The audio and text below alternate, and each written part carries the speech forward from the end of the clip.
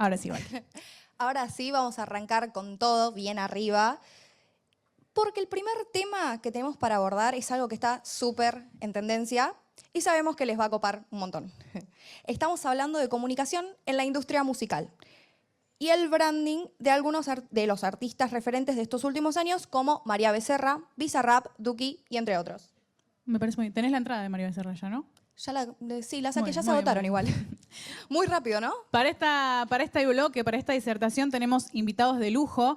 Va a estar disertando Dante Pajés, quien es manager de artistas como Fontana y Lautaro López, entre otros, y A&R Manager en Warner Chappell Music. Es licenciado en Relaciones Públicas en la UNLAM, manager musical en la Universidad de la Cámara de Comercio de Bogotá, becado como emprendedor de alto impacto en la Universidad de Nueva York y sin mencionar también que es coautor del libro Comunicación Digital para Emprendedores. Dante es manager y representante de artistas. Muy bien.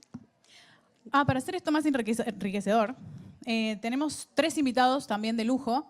Ellos son los chicos de Identidades Podcast. ¿Querés presentarlos vos? Sí. Dale. Muy bien. Ellos son Lautaro Galeota, analista en relaciones públicas, conductor y fundador de Identidades, consultor en marca personal y fundador de Vision Marketing. Adriel Cataña, analista en relaciones públicas, conductor y fundador de Identidades, community manager, orador. Y Matías Santana, también analista en relaciones públicas, conductor y fundador de Identidades, consultor en bioexistencia consciente, comunicador de conciencia y espiritualidad. Los recibimos con un fuerte aplauso.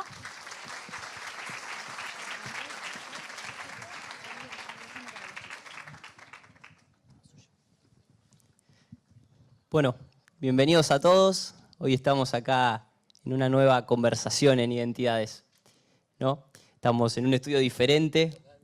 Está medio raro el estudio. Estamos en un estudio diferente y estamos en un encuentro muy especial como es este encuentro nacional de jóvenes de relaciones públicas. Y vamos a tener la oportunidad de aprender sobre la industria musical y la comunicación y conversar también con una gran persona, un gran profesional, como es Dante Pajés. ¿Cómo estás, Dante? Hola chicos, ¿cómo están? Bueno, nada, les agradezco la introducción y las palabras. También quiero aprovechar el momento para agradecerle a la gente del consejo, a los chicos de jóvenes por invitarme. La realidad es que es un placer poder estar hablando algo que es tan importante para mí como es la industria musical. Es básicamente la industria que amo y que me abrió las puertas a un montón de cosas a nivel profesional y personal. Y bueno, también a ustedes que están ahí escuchando esta temática. La verdad es que me fascina la idea de pensar que puedo orientarlos en este camino o en esta industria y transmitirle algo de lo que fui aprendiendo durante estos años. Así que muchas gracias. Bueno, Dante, muchísimas gracias por las palabras y muchísimas gracias a todos que han venido aquí a presenciar este evento que es hermoso. No queremos dejar de mencionar los agradecimientos a la Comisión de Jóvenes de Relaciones Públicas, a Yael Ferlini, que nos invitó, que ha coordinado toda esta conferencia y la verdad es que nos está dando una oportunidad genial, al Consejo de Profesionales de Relaciones Públicas y por supuesto a la UADE, que nos está otorgando este espacio hermoso, este estudio nuevo con el que, bueno, vamos a disfrutar de una hermosa charla. Bueno, gracias a todos. Vamos a arrancar con las preguntas, ¿sí? En esta edición especial de Identidades en el Encuentro de Jóvenes de Relaciones Públicas. Bueno, Dante, para arrancar un poquito, ¿qué está pasando en la industria musical que de golpe artistas en muy poco tiempo se vuelven famosos a escala global incluso? Temas que salen un miércoles, el sábado ya son trending topic número 1 mundial en Spotify. Los recitales se agotan las entradas, ¿no? ¿Qué pasa esto? ¿Tiene que ver con las herramientas digitales o también puede tener algo que ver con las estrategias comunicacionales? Bueno chicos, muchas gracias por la pregunta, súper interesante. A mi parecer, creo que si tenemos que hablar de qué está ocurriendo en el territorio, qué está ocurriendo con nuestros artistas, sí o sí hay que hacer un breve repaso de lo que ocurrió con la industria musical en líneas generales a nivel mundial, cómo eso impactó nuestro territorio y cómo la comunicación, ¿sí? La podemos considerar como un factor fundamental. En principio, si nos paramos más o menos para los años 2000, lo que vamos a ubicar es que desde los 2000 para atrás la manera en la cual se escuchaba música, el formato predilecto para escuchar música, era el formato de reproducción física. Es decir, estoy intentando cambiar, ahí está. Es decir, el formato en donde por medio de cassettes, por medio de CDs, por medio de, bueno, en su momento vinilos, la gente compraba la música, la escuchaba y la reproducía. Ahora, ¿por qué me paro en los años 2000 para identificar un momento clave y fundamental? Bueno, porque con la llegada de Internet y con la aparición de las nuevas tecnologías de la comunicación, sucedió algo muy, muy interesante, que es el hecho de que dos personas que estaban en la universidad, así como lo estuve yo, están ustedes, y también me imagino que mucha gente que nos está estudiando también, una llamada Joe Fanning y la otra llamada Sean Parker, decidieron fundar la primera red P2P, que quiere decir People to People, en donde lo que se podía hacer por primera vez era compartir archivos de una computadora a otra. Es decir, directamente la descarga de esos archivos que estaban en una computadora, poder hacerlo directamente en otra. Ahora, ¿por qué les menciono esta invención, esta creación que se llamó Napster? Porque fue un dolor de cabeza, y creo, me atrevo a decir, el dolor de cabeza más grande que la industria musical tuvo en la historia. Y ahora la pregunta es, ¿por qué fue un dolor de cabeza? Bueno, porque la gente, a medida que siguió avanzando Internet, a medida que siguieron avanzando las nuevas tecnologías de comunicación, la gente optó por escuchar y descargar música directamente de estas plataformas, ¿sí? Evitando la compra física. Y eso generó una caída enorme en las ventas, y todos los players, todos los jugadores importantes de la industria musical empezaron a luchar por, obviamente, tener la posibilidad de cobrar esos derechos, que estas plataformas paguen lo que correspondía, estos nuevos sitios paguen lo que correspondía por el uso de la música. La realidad es que esta pelea duró años, y desde los sellos discográficos, las editoriales musicales, hasta los propios artistas estuvieron tratando de encontrar la manera de que estas plataformas paguen, y no cambió esto, siguió aumentando, siguió la descarga ilegal superando a la compra física hasta el año 2008-2009. ¿Por qué? Porque ahí aparece la invención del streaming o la reproducción directamente en línea, como hoy conocemos algunas plataformas que vamos a ver ahí en la presentación, a saber YouTube, Spotify, Deezer, Tidal, etc. A partir de esta invención en esos años, el mundo y la manera en la que se consumía música empezó a cambiar, ¿sí? ¿Cómo impacta eso en Argentina? Bueno, más o menos para el año 2015-2016 es donde me atrevo a decir que estas plataformas empezaron a tener cierto nivel de importancia y relevancia, ¿sí? en este territorio, y coincidió con otros aspectos fundamentales que ayudaron al crecimiento de nuestros artistas. El primero de ellos creo que es la democratización de todas las herramientas de producción musical. Ahí vemos un loguito que es el de FL Studio, en donde cualquier persona que tuviese el acceso a una computadora y que tuviese acceso también a internet para descargar el programa, podía acceder casi que inmediatamente a cientos de instrumentos, cientos de sonidos, utilizar esos instrumentos y sonidos para crear contenido y masterizarlo, es decir, darle el formato final para posteriormente publicarlo. En paralelo, en esos años, en este territorio, se dio el fenómeno de la viralización del freestyle. Y para quienes no saben a qué me estoy refiriendo, es básicamente raperos, gente y chicos que tenían la habilidad de improvisar en instrumentales, de improvisar en beatbox en el momento, ¿sí? Y eso empezó a tener una especie de circuito profesional entre las plazas, ¿sí? Perdón, estás hablando del quinto escalón, ¿no? El quinto escalón, había otro tipo de competencias que en verdad tenían cierto nivel de informalidad, pero como además ocurrió que empezaron a aparecer las nuevas redes sociales y empezaron a tener auge, ¿sí? A saber el uso o el consumo de Twitter, de Instagram, mismo YouTube como plataforma de reproducción de videos musicales, lo que terminó ocurriendo es que esas competencias eran subidas y posteadas en redes sociales, se viralizaban y estas figuras empezaban a tener seguidores, ¿sí? Y esos seguidores lo seguían obviamente por su habilidad, pero también por la figura que representaba en esa disciplina ese artista, ¿ok? Además, la realidad es que esos seguidores no solamente eran de un territorio en particular, no solamente eran de este país, sino que tenía rápida salida con todo el territorio hispanohablante. Entonces, la realidad es que cuando estos raperos se dieron cuenta del poder y de la llegada que tenían, ¿sí? Empezaron a visualizar la oportunidad de utilizar todas estas herramientas nuevas de producción para crear contenido y ese contenido, ¿sí? A su vez, poder empezar a venderlo, entre comillas, que es la publicación de canciones.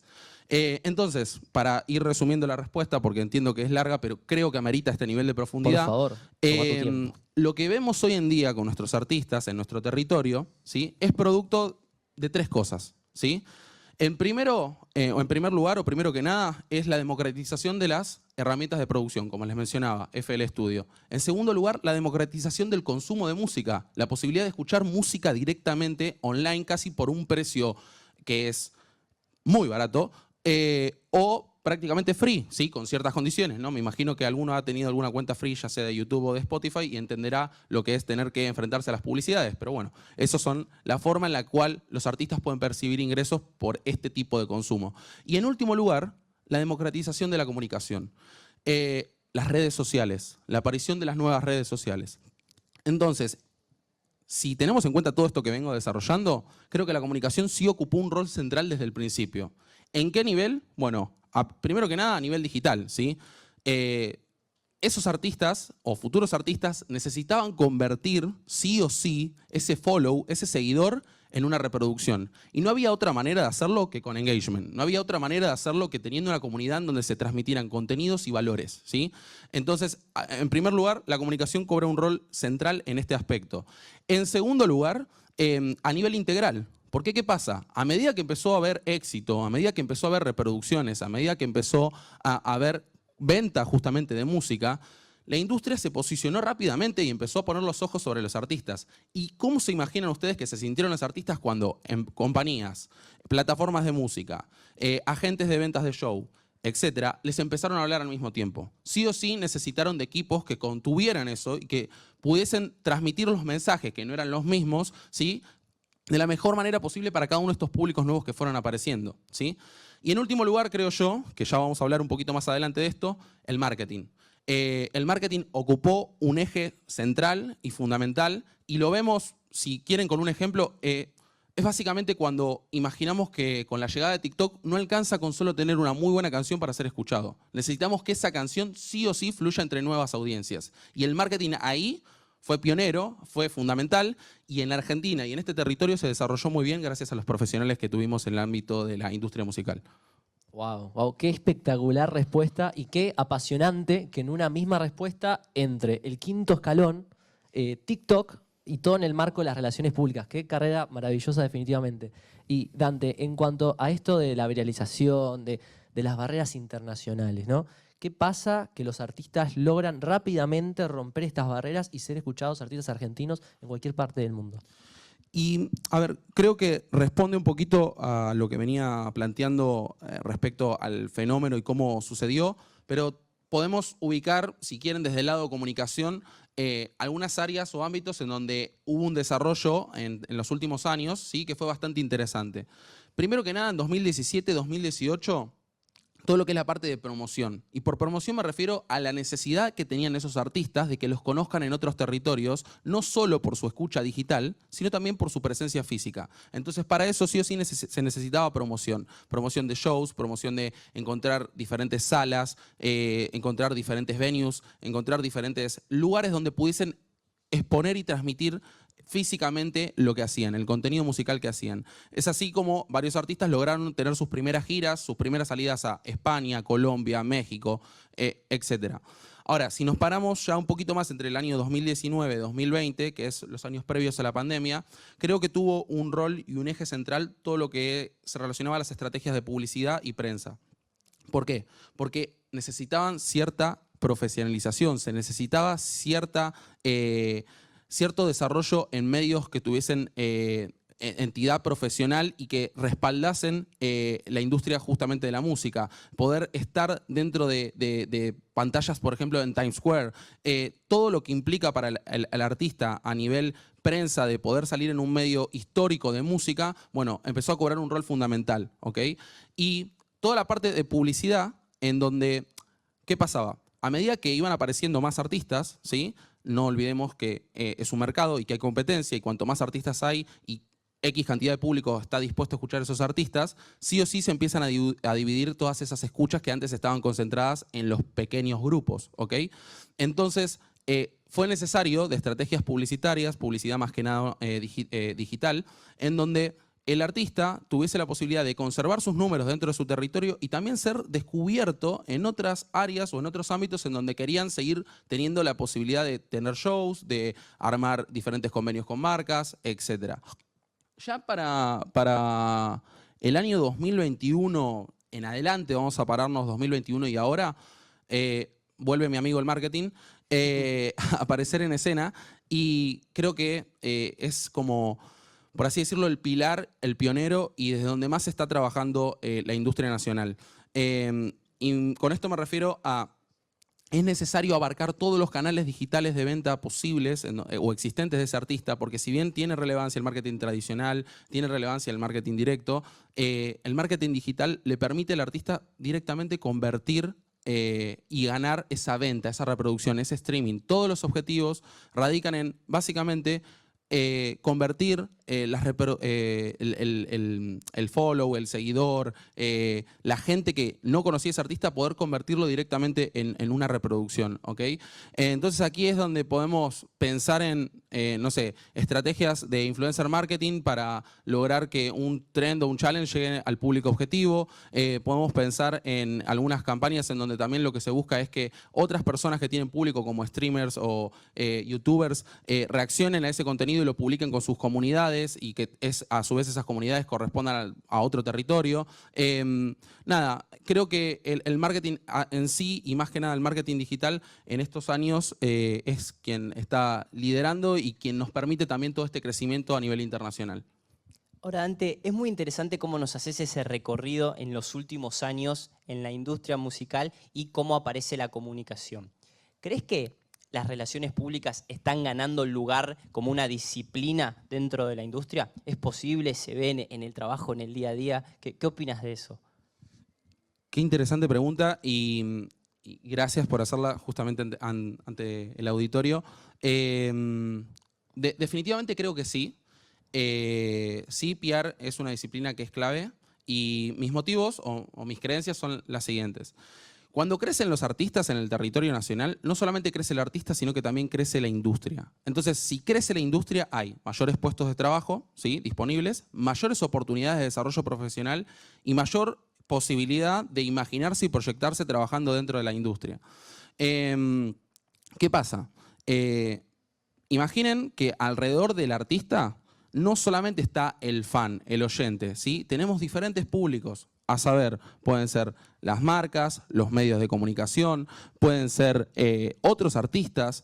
Hay que pensar que definitivamente la industria necesita de ser interdisciplinario. Y en ese juego nosotros somos especialistas. Los relacionistas públicos tenemos la capacidad de estar en diferentes áreas de comunicación y intervenir sin ningún tipo de problema, ya sea siendo parte o siendo líder incluso de esos equipos.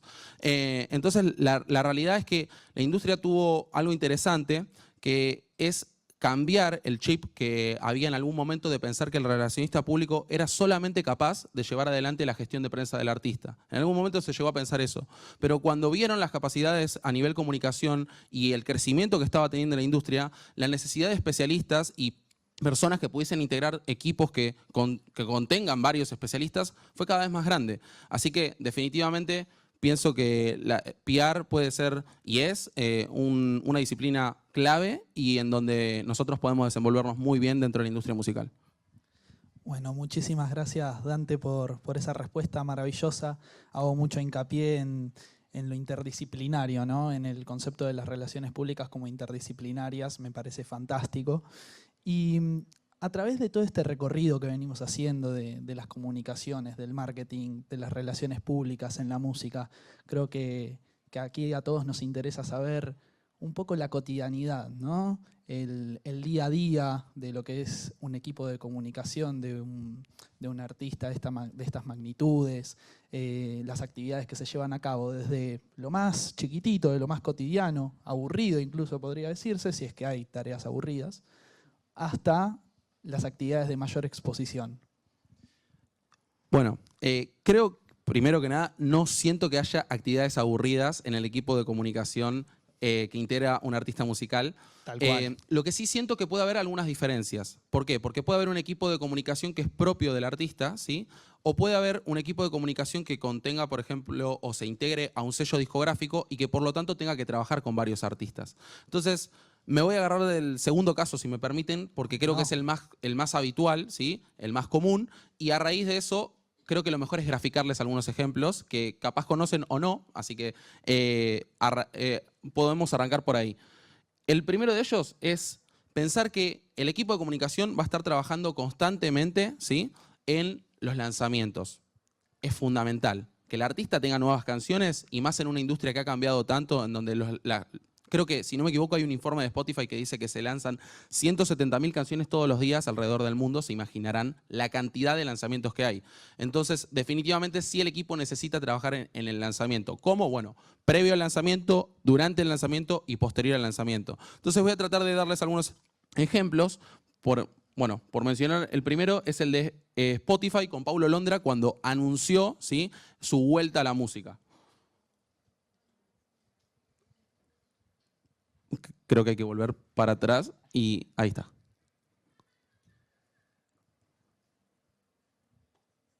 Bueno, debería de tener sonido, pero... Bueno, mientras podemos aprovechar para recordar que nos pueden dejar preguntas, ¿no?, en las plataformas virtuales y el público también va a poder hacer preguntas. Perfecto. Bueno, igualmente acá el sonido no es lo fundamental. Lo fundamental es que puedan ver la acción de comunicación que se trabajó directamente entre el equipo de Paulo Londra, el sello discográfico y Spotify. También podemos ver el segundo ejemplo en donde Spotify no solo se quedó con esa pieza que fue o circuló de manera publicitaria en redes sociales, sino que también decidieron ir más allá y armar un mural, o mejor dicho, pintar un graffiti dentro de una cancha de básquetbol, de baloncesto, como lo quieran llamar, en México. ¿Por qué? Porque representaba... Uy. Hay algunos problemas con el sonido, pero... Si era una canción de Paulo Londra estábamos bien, pero no era el caso. A ver si va. Ahí va, ahí va, ahí va. Ahí va. Buenísimo, muchas gracias.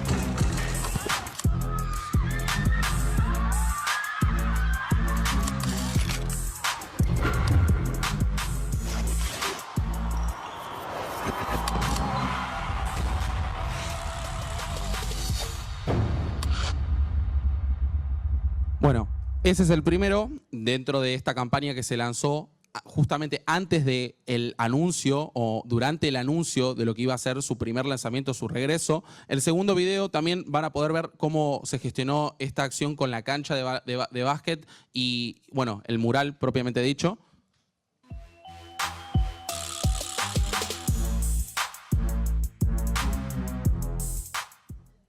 Buenísimo, genial. Me encanta el sonido ahora, está increíble. 10 puntos. Si vamos al siguiente slide, que lo voy a llevar yo, ahí está, vamos a encontrar también una acción que se realizó con Dani Riva, no sé si lo conocen, pero es un artista también nacional, en donde Amazon Music decidió hacer una entrevista personalizada preguntándole la esencia de cada uno de esos temas que estaba lanzando y el porqué de ese álbum. Uy, ya. Son todas buenas. Lo tengo. Bueno, el arranque del verso que dice: antes sonaban fiestas en familia, ahora en boca de todos cual salmo de Biblia. Dios, sálvame de la envidia, que al verme crecer su dolor no se alivia. Una copa. Bueno, mi barra favorita de una copa es: extraño un poco eso que sacrifiqué, las veces que iba a hablarte pero no me animé. Sé que siempre te prometí ser aquel chico que conociste, pero creo que cambié. Admítelo. Y mi frase favorita, admítelo: sabía que tarde o temprano esto iba a empeorar, por eso terminamos. Demasiados celos, baby, nunca es sano, por eso ya no me molesta verte en otras manos. Trofeo, ok. Crecí sin dinero, en la media un agujero, pero ahora ya nada me falta. Ya van 5 años metido en el juego y ningún comentario me espanta. Digo lo que escribo, todo tiene sentido. No soy solo un loco que canta, hoy soy titular, aunque más de una vez tocó ver el partido en la banca. Ahí vemos cómo él puede usar y transmitir, ¿sí?, cierta parte de sus valores y cuáles de esos lanzamientos fue el favorito. Y definitivamente dentro de esta acción hay un trabajo de comunicación, ¿sí? Y en el último ejemplo, que es una foto, es para el lanzamiento de Rey, también un artista nacional, en donde había lanzado Pechito Partido y dentro de Spotify decidieron hacerle un mural, si no me equivoco fue en la avenida Aniceto Vega, en donde la gente antes del lanzamiento podía ir, sacarse una foto, escanear el QR, y esta es una acción que se trabaja en conjunto entre el equipo de comunicación del sello discográfico y lo que es el equipo de comunicación de Spotify. Si avanzamos, les quiero presentar un ejemplo muy reciente. Y a veces sucede que no es necesario sí o sí recurrir a una plataforma para hacer un avance de comunicación, para hacer una acción previa al lanzamiento que genere expectativa. Y podemos ver el caso de Bizarrap en la última Bizarrap Session, en donde armaron todo un desarrollo, un video creo que, si no me equivoco, de 13 minutos, y en donde les presento un pequeño extracto, solamente para que lo recuerden. Creo que la mayoría lo ha podido escuchar, ¿o no? Sí, si no, los invito a que escuchen este lanzamiento. A veces me gustaría escuchar qué opina la música de todos nosotros.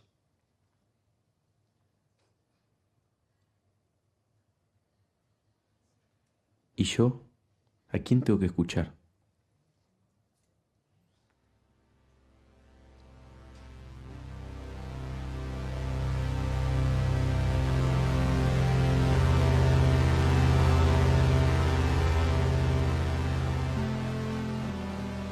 Ahí podemos ver otro ejemplo muy claro en donde trabaja el equipo de comunicación. Y acá tengo dos ejemplos que son de mis favoritos porque tuve el privilegio de poder trabajar en cada uno de ellos desde diferentes áreas, pero también siempre pensando en integrar un equipo que era de comunicación. El primero de ellos es un trend en donde lo que buscamos hacer es una campaña de influencer marketing para lograr llegar a un público objetivo del artista ICA. Ahí pueden ver el ejemplo. Dejo de banalización, dejo de leyes, de la gravedad a la presión. Mi gente vuela más que un avión. De otro planeta, con Baxeneto, con Guy el Pica, estamos completos.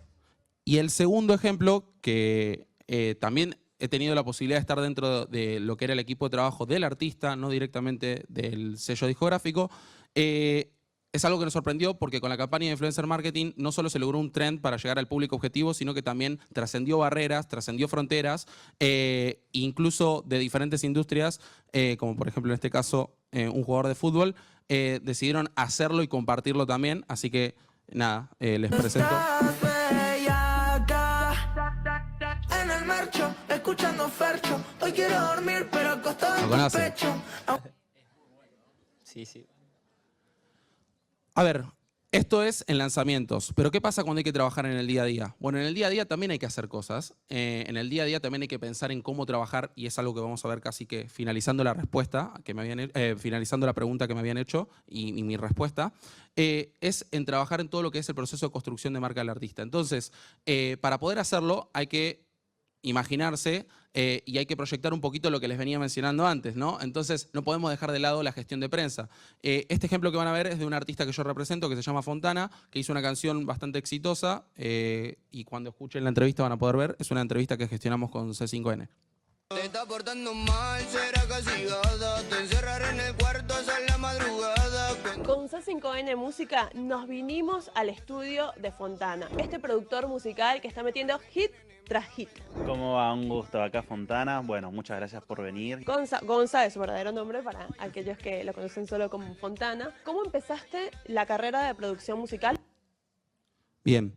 Y ya para ir finalizando con los ejemplos, hay veces en donde no solamente hay que pensar en el lanzamiento y no solamente hay que pensar en la construcción de marca del artista como tal, sino también pensar en que las canciones que ya salieron necesitan volver a tener tiempo de vida. Y para eso se busca generar alianzas con marcas directamente. ¿Qué tipo de alianzas? Alianzas que permitan promover el catálogo de canciones que ya salieron. Este ejemplo que también me tocó vivir de cerca es de Trueno con Cabify.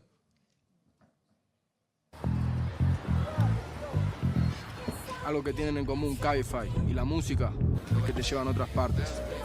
Por eso, cuando subo al auto y pongo mi playlist, viajo al barrio. Bien.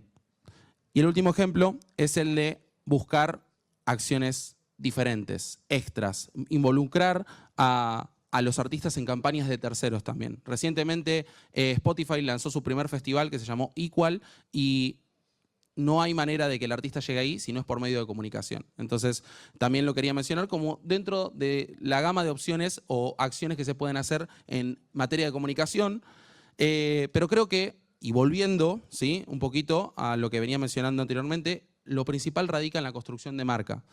¿A qué me refiero con esto? En el desarrollo de la marca personal del artista.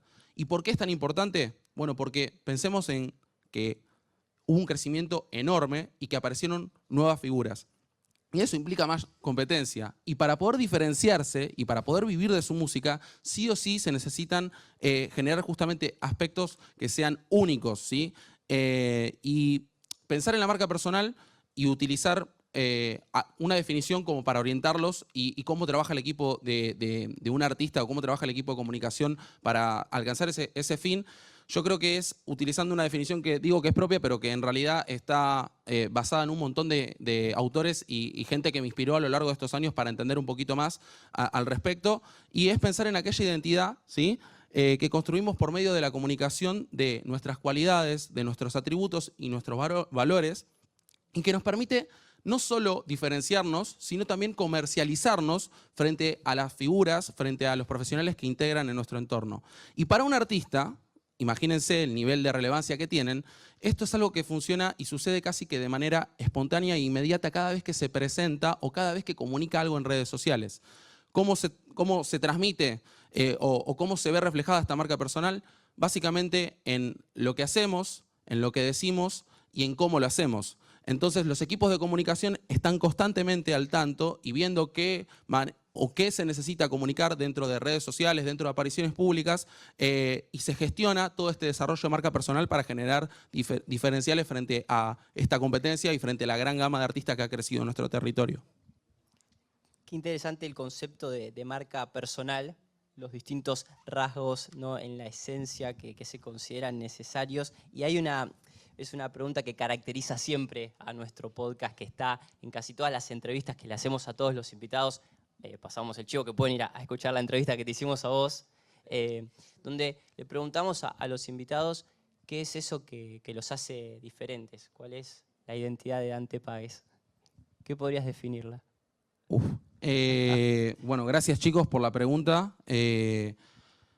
Me permite profundizar en la respuesta que di en la primera entrevista que tuvimos. Muy buena. Creo que mi identidad radica en ser una persona que le gusta aprender constantemente, que no le tiene miedo a los desafíos ni a los retos, que siempre dice que su meta en esta vida, o sea, que mi meta en esta vida es lograr trascender y que en ese proceso me encanta poder ayudar a los demás. Por eso elegí esta industria, por eso decidí involucrarme cuando había pocos profesionales que estaban posicionando o mirando esta industria. Por eso también elegí las relaciones públicas, ¿sí?, como mi disciplina, y por eso estoy acá también hoy. Porque con lo que hago y con lo que digo, me fascina la idea de pensar que puedo aportar al mundo de alguien más. Así que creo que esa es mi identidad y, bueno, muchas gracias.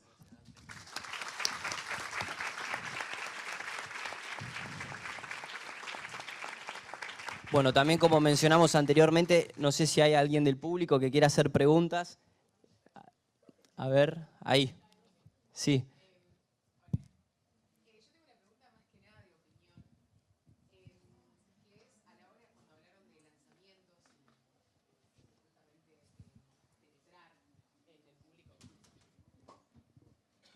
Gracias. Bueno, mi pregunta, repito, tiene más que ver con la opinión, a ver qué pensás al respecto de cuando se hacen lanzamientos para canciones. Quería saber, bueno, hablando de TikTok como una nueva herramienta para poder potenciar la música, que se ve que hay un afán por la viralización. Quería saber qué pensás de qué tan estratégico es la viralización de una canción, porque a veces, justamente con el afán de la viralización, también llegamos a un agotamiento tal vez de esa canción que tal vez genera un pico y luego no, las reproducciones bajan y tal vez es como la escuchas en la radio y decís, bueno, por favor, sáquenla, ¿no? Entonces, quería saber eso, cómo desde el punto de vista de la industria, cómo manejan ese tipo de estrategias para, no sé, tal vez si lo evitan o si es preferentemente estratégico que tenga un pico y luego no.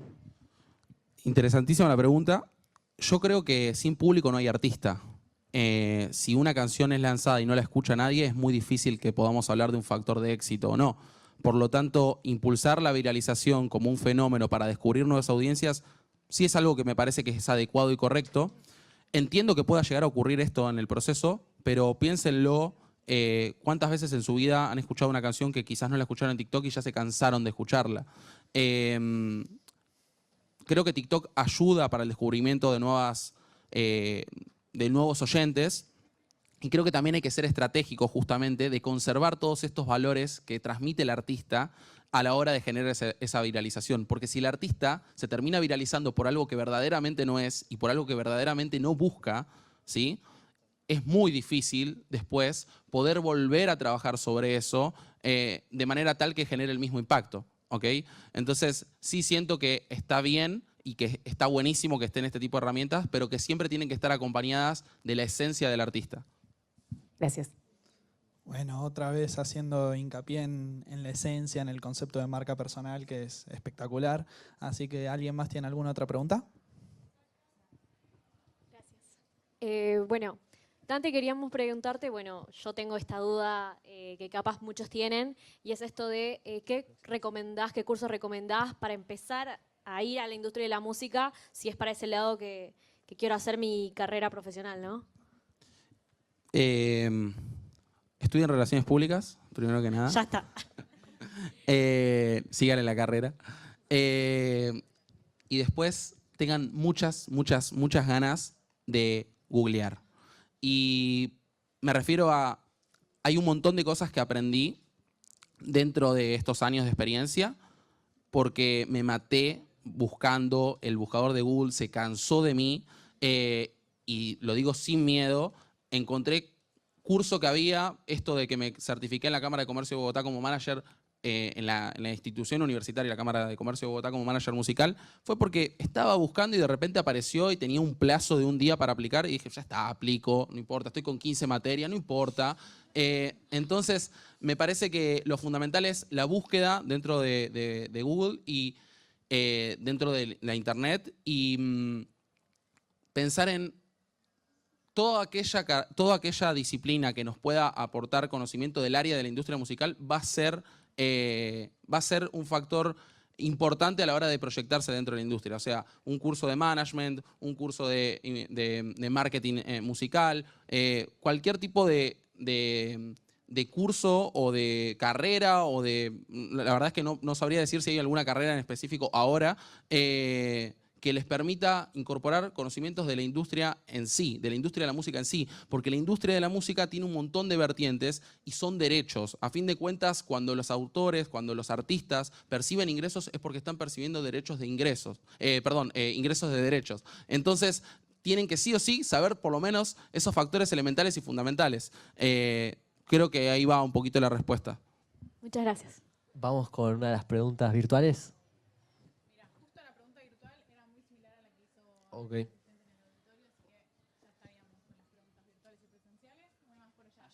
Allá, ¿no? Sí. Hay un par de manos. ¿Cómo están? Les invitamos a dejar sus preguntas en la comisión de jóvenes en el Instagram, @jóvenesrrpp, y les prometemos que Dante nos va a ayudar a respondérselas porque tenemos que seguir con el encuentro, que arrancamos espectacularmente y tenemos que seguir con disertantes y invitados de lujo. Así que guárdense las preguntas, las comparten en la comisión de jóvenes, les repito, @jóvenesrrpp, y les prometemos que vamos a seguir contestándolas. Y bueno, para finalizar les queremos agradecer a Dante y a los chicos de Identidades. Tenemos unos regalitos para ustedes. Y sí, los despedimos con un fuertísimo aplauso.